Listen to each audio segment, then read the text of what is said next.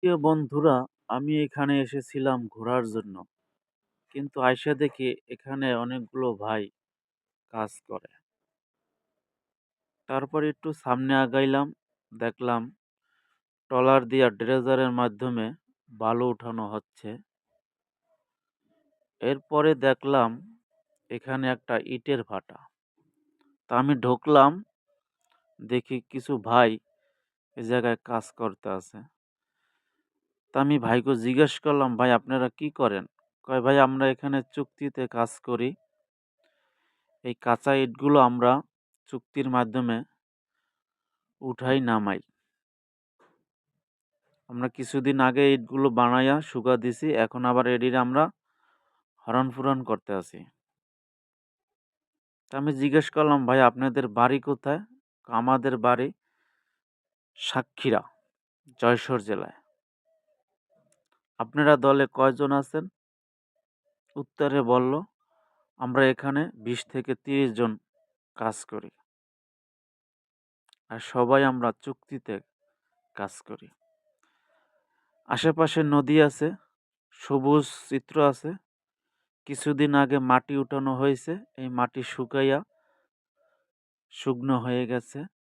কাঁচা ইট বানাইয়া শুকা দিছে। পরিবেশটা খুব ভালো লাগে।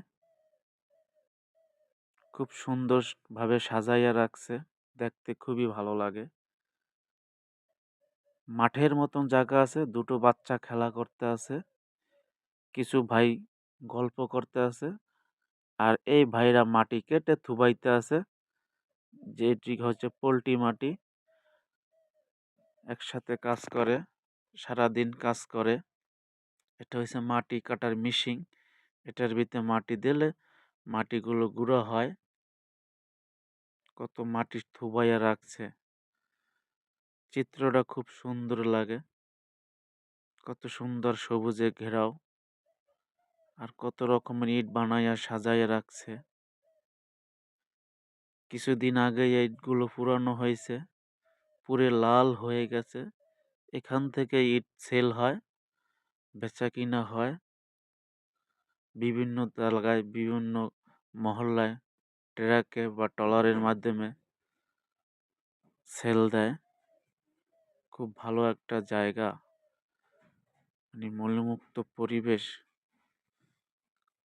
এ জায়গায় একটু বিকালবেলা ঘোরাতে আসলে খুব ভালো লাগে। আমি আবারও দেখি ভাইরা ইট গুছায়, সাজায়। কি সুন্দর সবুজে ঘেরাও পরিবেশ, মলমুক্ত পরিবেশ। ট্রাক আইছে, মাল বিক্রি করছে, মাল সেল হয়েছে, মাল নিয়ে চলে যাইতেছে।